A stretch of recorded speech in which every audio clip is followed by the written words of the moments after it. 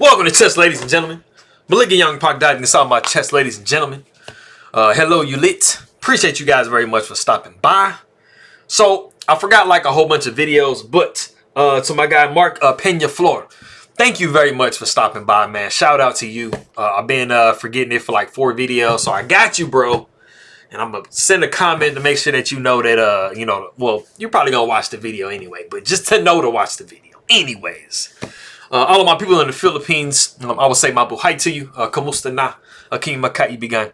Masaya akong makinig muli. Maraming salamat po sa nanonood ng aking mga video. Mabuting pagbati ingat lagi to you guys. Appreciate you guys very much for stopping by. And we will see who is malakas in this video. We do have a rest day, as you guys know. We are not playing any chess today as far as the Sinkfield Cup goes. So I went ahead and just went back a tournament to the St. Louis Rapid and Blitz. And I grabbed the game that Wesley played against Fabiano Caruana in round 26. So if you guys are ready to go, let's take a look and see what we have for this game. All right, so we got knight to f3. So we just simply have a ready opening. A lot of the times, I mean, knight to f3 will transpose into something else. But, we just have like a typical ready right now. So in a minute, when we get to like a certain structure, I'll kind of show you what like it kind of looks like to me, like the similarities and stuff like that. But we do have d5. We got e3, c5, b3. Knight comes to c6. We see bishop to b5, bishop to d7, bishop to b2. We got e6, c4. That as well. Okay, got 2 of those spots. All right. Knight g to e7, pawn takes d5, and knight takes d5. We got castles by white. a6, bishop comes back to e2. And then we have f6, which is the novelty of the game. It's not a bad move. It's just kind of one of those moves. You have to be really careful when you're opening up this diagonal to your king. In this particular position, it's not that bad. But a lot of times people will do it. And there's like a bishop or a queen that could come and hit this square. So sometimes there's some tactics involved. So that is why we do see this as the novelty now. And then we have d4. And this was kind of the position I was talking to you guys about. To me, I mean, even though you don't have the fianchetto bishop, I mean, this definitely has like some Catalan type of situations. Also like Queen's Gambit declines. Also with this fianchetto with this bishop, I mean, some possible Nimzo Larson type situations.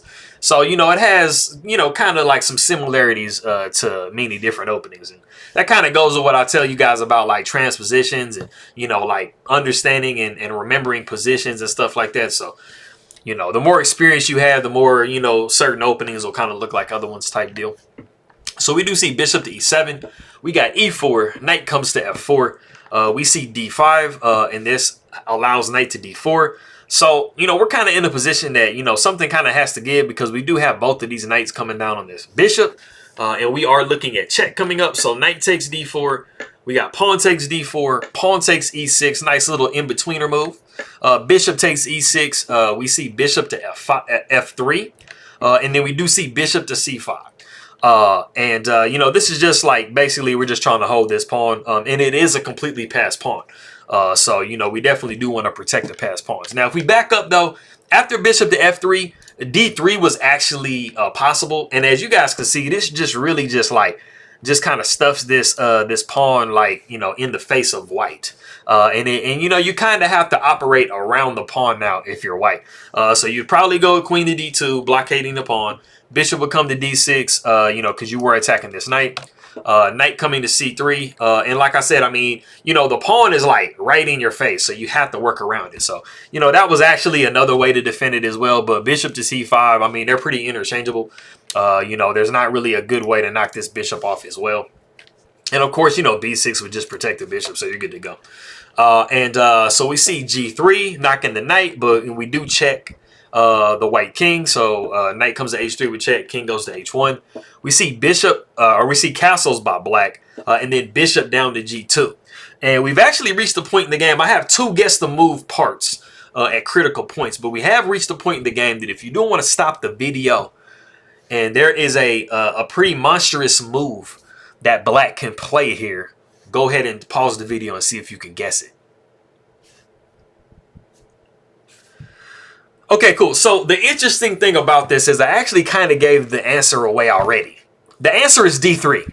But I mean, the move D3 before, when I showed it to you, it wasn't a very thematic move. It wasn't like, you know, busting anything open. It wasn't anything crazy. It was just like kind of a way to defend a pawn because it was attacked.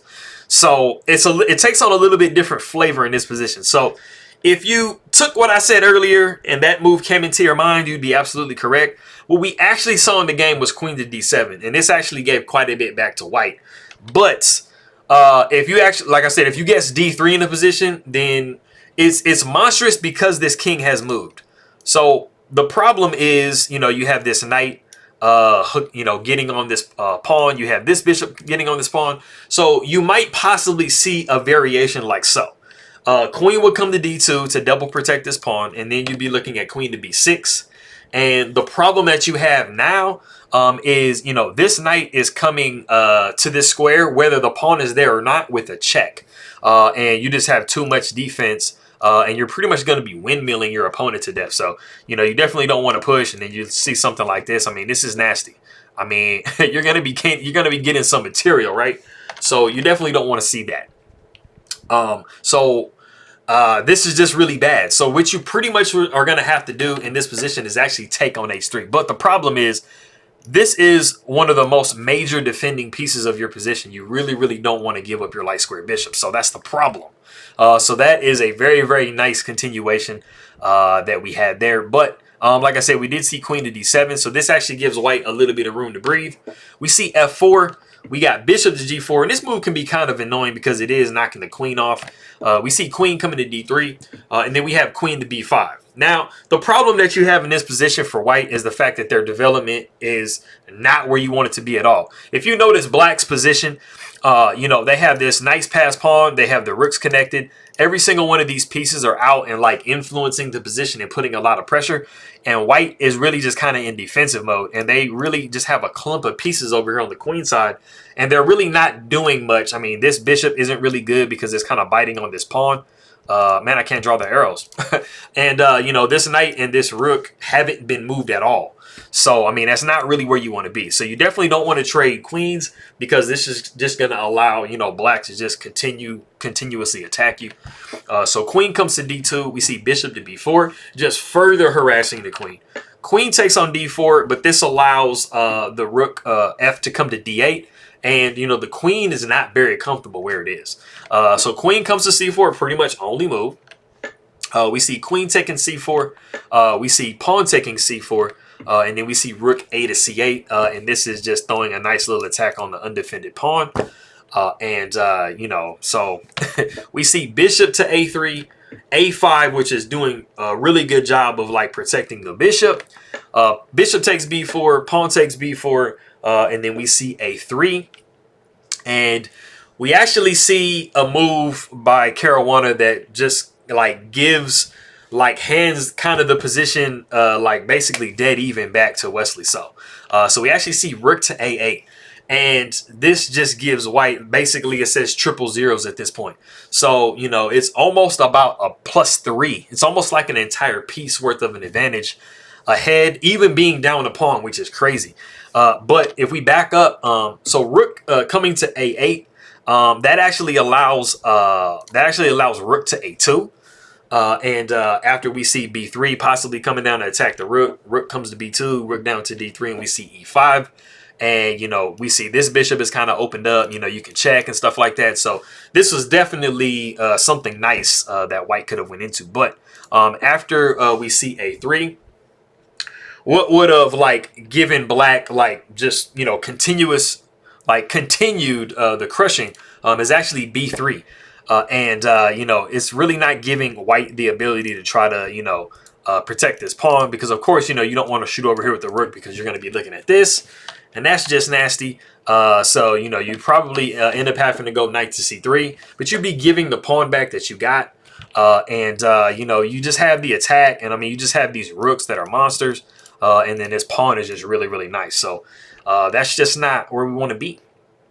Coming back, like I said, we saw a3, rook came to a8. We saw e5. We see rook down to d3. We got bishop taking b7. And that's knocking the rook off. So we see rook to a7. And we do have the ability to go bishop to d5 immediately, but why not go ahead and attack the rook, going bishop to e4, and then trying to see if we can knock the rook to a bad square. Rook comes to e3, and then we see bishop to d5 with check. King comes to f8. We see a4. And something I want you to notice also, again, is this rook and this knight, they still haven't moved at all, and we're 32 moves in. So, I mean, I don't think this is necessarily like a development issue, but this is just like kind of something that shows you, like, you know, it doesn't really matter who you are. Like, you have to get your pieces developed. Absolutely develop your pieces no matter what. So we see rook down to e2, and it does say that it's fairly even in the position, but it's just like, I mean, look at the bishop, look at the knight, look at the rook. This rook is going to have the ability to swing over maybe somewhere, like if we trade here or something like that. And I mean, it's just a very dominating looking position for black, even though it is pretty even. Now we see bishop to f3. And this is actually unfortunate because this bishop was actually doing a perfect job of blocking this file. So after we trade pieces, you will see that this just gave black way too much. Bishop takes on f3. We see rook takes f3, and then immediately we see rook to d7. And this is a major problem. And it goes back to the bishop to the knight and rook situation that I mentioned earlier. Like, you know, you have just all this penetration from this rook, and your back rank is actually an issue at this point. And you don't have the ability to move the king at all. So, you know, this just goes back, like I said, I mean, you have to develop these pieces. If this knight had developed anywhere at any point, you know, this rook would be influencing this back rank. So we see rook down to f1, pretty much the only move because you have to defend the back rank. Rook comes down to d3. So, you know, this is just penetrating with the rook. We got a5, rook comes to b3, and the huge problem that you have in the position now is the fact that this rook is coming to b2, and you're basically about to be getting mated. So you have to do something drastic, and so we see Wesley So goes knight to d2, which literally throws his knight away. But if you don't do this, you're going to be getting mated, so you have to do something. So we see rook takes d2, of course. Rook a to b1. Like, these rooks are just too, like, powerful. So we see rook to a3. Rook comes to a1. We do not want to lose our a5 pawn. Rook takes a1. Rook takes a1. We got b3. We see a6. We're really hoping to try to get our pawn up there to queen. That's literally our only chance. Rook comes to a2. And you can't exchange rooks. Unfortunately, if you exchange rooks, you're going to be like one tempo behind. Because if the rook takes on a2, you see pawn takes a2, you got a7. And like I said, you know, black is going to be queening right before you get a chance to. So that's, you know, you're not going to be doing yourself pretty good. So after rook to a2, you have to decline the exchange. And then, I mean, you're not really too worried about this with takes of this. I mean, but, you know, you are kind of in a box and you are down a piece. So we see b2 in the position, and we have actually reached a second point in the game that if you do want to pause the video, and there is actually a draw. You know, for the past, let's say, like 15 moves, this has been like a killer monster position for black, but black has actually allowed a draw. So if you want to go ahead and pause the video and see what move white can make that draws the game, go ahead and do so. Okay, so it's not a repetition, but something that you guys might notice if you looked at the position for long enough, or if it's just something that immediately stood out to you, this knight is trapped if you move king to g2. So if you guess king to g2, then you would be absolutely correct. And you notice that it's like, hey, man, the knight can't go here. The knight can't go here. The knight can't come here. And if I just make one move, the knight takes away this square. So that is actually the move. So if you guess king to g2, then congratulations. You have just trapped your opponent's knight. So you basically made it to where they had an extra piece, but now they don't. The strongest move in the position after you move king to g2 is actually knight to g1, and you're trying to like trick white. You're trying to get white to take with the king, and then this is an oops because of rook to a1. And now the unfortunate thing is you can push this pawn, but you're going to be looking at check. The king has to move, and then you can move back, and now you are just in time to capture this pawn before it promotes.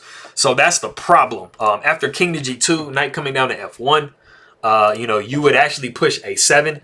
force the rook up to take a7, rook taking b2. Rook down to a1 is the only thing that's going to save the knight, but you start pushing pawn. Rook comes to c1, you got pawn takes f6, pawn takes f6, rook comes over to d2. And as you guys can see, at some point, because this king is cut off by this rook, at some point, this rook is going to have to take this pawn. And when it does that, you're going to be able to take the knight. And you have basically 3 pawns against 1, which isn't automatically winning, but you definitely have the ability to draw this type of game when you were just completely losing. So going back to what we had in the game, like I said, we saw rook to a2, rook to b1, pawn down. In the game, we actually saw the immediate push of a7. And unfortunately, this wastes the tempo, and this allows black to make the one move that it can make, you know, that you were taking away by going king to g2, and that is knight to f2 with check. And this frees the knight, and now you have truly 2 pieces against 1 piece. So king comes to g2. We see knight over to d3. And now we are able to now hold this pawn while we take this pawn. And as you guys can see, this is just a completely lost game, like 100%. And it is in this position that Wesley so does resign the game. It was a blitz game. So they were playing like, I think it's like 5 minutes or 3 minutes or something like that, with maybe a 2-second increment or something like that. So they were playing a really, really fast game. So, I mean, as you guys know, I mean, it's impossible to see all of this stuff when you're having to play that fast, because you don't have any time to sit and calculate and think of lines and stuff like that. You're playing more on like intuition when you're playing fast games. So yeah, it's unfortunate. I mean, that was a really roller coaster game. It did go severely up and down. You know, Wesley so had a couple of chances in there that Caruana did give him, but at the end of the day, Fabiano was just able to pull the win through. But as you guys know,